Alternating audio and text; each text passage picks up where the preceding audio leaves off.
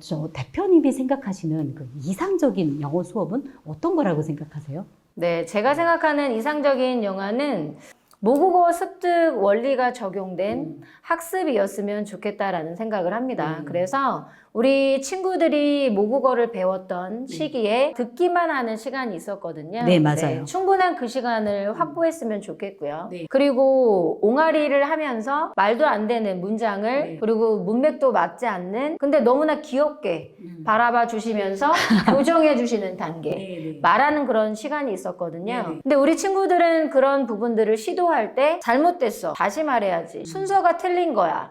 이렇게 지적부터 받다 보니까 말을 하는 용기를 점점점 줄게 되는 상황이 벌어지더라고요. 그래서 충분히 듣는 시간들을 확보해주고 그리고 우리 아이들이 말하는 시도에 대해서 좀 관대한 마음으로 실패의 경험을 즐거운 경험으로 아이들이 인지하게 해주셔서 다양한 시도를 좀 했으면 좋겠다. 그러고 난 다음에 말씀하셨던 것처럼 다양한 영어의 데이터들을 통해서 우리 친구들이 듣기와 말하기에 노출이 돼 있어요.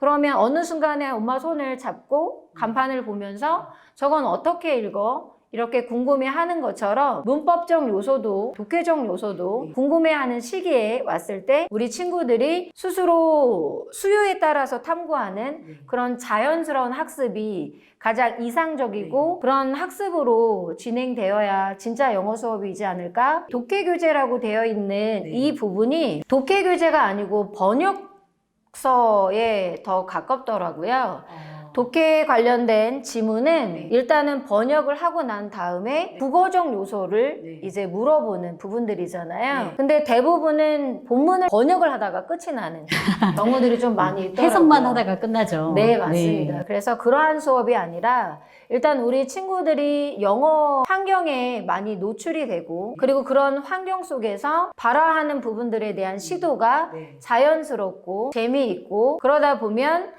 책이 눈에 들어올 거고 그 지문을 읽으면서 이거는 무슨 의미를 내포하고 있는지 저는 그 지문에 대한 정확한 해석을 하지 않아도 뉘앙스가 느낌이 그래서 이 부분들을 표현할 수 있는 것만으로도 훌륭한 독해의 소재로 활용될 수 있다고 생각을 하고 있거든요. 그렇게 독해 교재에 쓰임이 있었으면 좋겠고 내가 생각을 표현하는데 s를 붙여야 되나? 과거형을 해야 하나? 궁금할 때가 있잖아요. 그래서 찾아보게 되는 수동태 부분들을 연결해야 하는 이렇게 좀 자연스러운 하나의 과정으로 과목들을 영역들을 분리해서 정의 내릴 부분들이 아니라 하나의 지식을 탐구하는 근데 이 언어가 한국어가 아닌 영어로 되어 있는 거잖아요.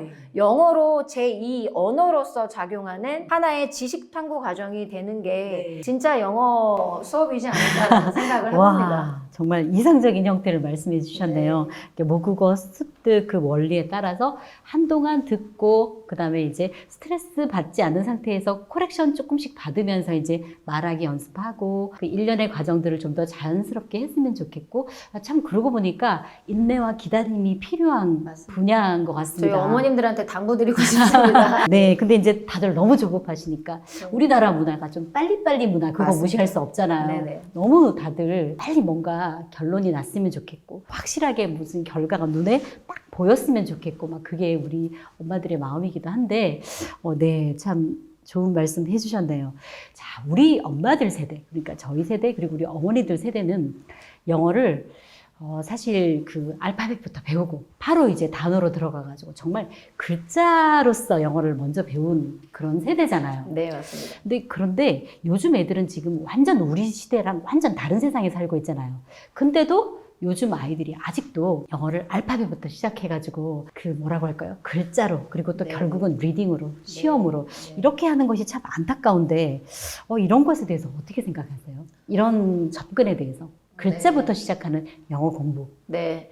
저희 공통영어에서는 소리영어에 대한 접근을 강조해 드리는데 기존의 학습을 진행했던 부분들은 문자 영어에서부터 시작을 하다 보니까 그 익숙함을 뛰는 게 쉽지 않으신 것 같아요. 네. 방법론적으로 이걸 이렇게 해주세요. 많이 안내를 드리긴 하지만 불안해 하시면서 익숙한 것을 버리지 못하는 네, 부분들이 있죠. 네. 저는 이렇게 생각을 해요. 시간이 지나면 니즈의 변화 부분들이 있어서 예를 들면 저희가 생수를 돈을 주고 사 먹잖아요. 네. 근데 예전에는 생수를 돈을 주고 사 먹는다고? 너무 익숙하지 않았던 네, 정말 네. 생소한 거죠. 네. 그냥 그런 먹는 거죠. 네, 그죠? 일이 벌어질까?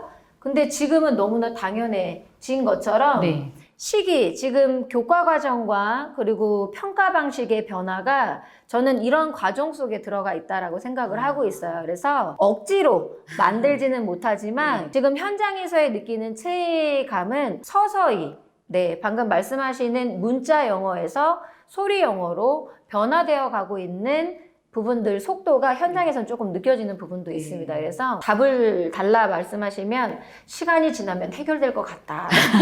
네. 네, 이런 이야기를 좀 하고 싶네요. 네. 사실 제가 학교 현장에서 아이들도 가르쳐보고 또 이제 영어 교육에 대해서도 많은 생각을 해본 편이지만 이제 생각해보면 이제 우리가 문자 영어로 아이들을 가르쳤고 나름대로 어떤 하나의 큰 어떤 틀이었던 이유가 교사들이 가르치기 편했던 것일 수도 있고 평가하기도 쉽잖아요. 맞냐 틀렸냐 시험 문제 내기도 너무 좋고 결국은 가르치는 편의성 또는 평가의 편의성 그것도 무시할 수 없다라는 생각이 들어요. 사실 아이들의 어떤 스피킹이나 그 아웃풋적인 측면을 우리가 많이 가르치고 또 거기에 집중했더라면 우리 교사들도 거에 못지않게 엄청난 어떤 스피킹 실력과 또 라이팅 실력이 있어야 하는데 그 정도까지는 사실은 하기가 쉽지 않았고 이제 가장 눈에 보이고 그다음에 가장 그래도 1차적으로 보였던 것이 리딩, 독해 그리고 문법이었기 때문에 그랬던 게 아닌가라는 생각도 들거든요. 근데 세상은 바뀌었고 아니 물을 왜 사 먹어? 물은 그냥 어디에 가서도 먹을 수 있는 건데 그랬던 세상에서 지금은 우리가 생수를 사 먹는 것에 대해서 꺼리낌이 없잖아요. 그런 것처럼 우리의 어떤 그런 생각의 틀도 바뀌고 또 영어의 어떤 방향도 시대가 변하고 또 세상이 변하고 또 아이들의 니즈가 변하기 때문에 거기에 맞춰서 되지 않을까라는 생각이 드네요. 네, 맞습니다. 네, 아유 오늘 너무 좋은 말씀 많이 해주시고 계십니다. 아유, 감사합니다. 네.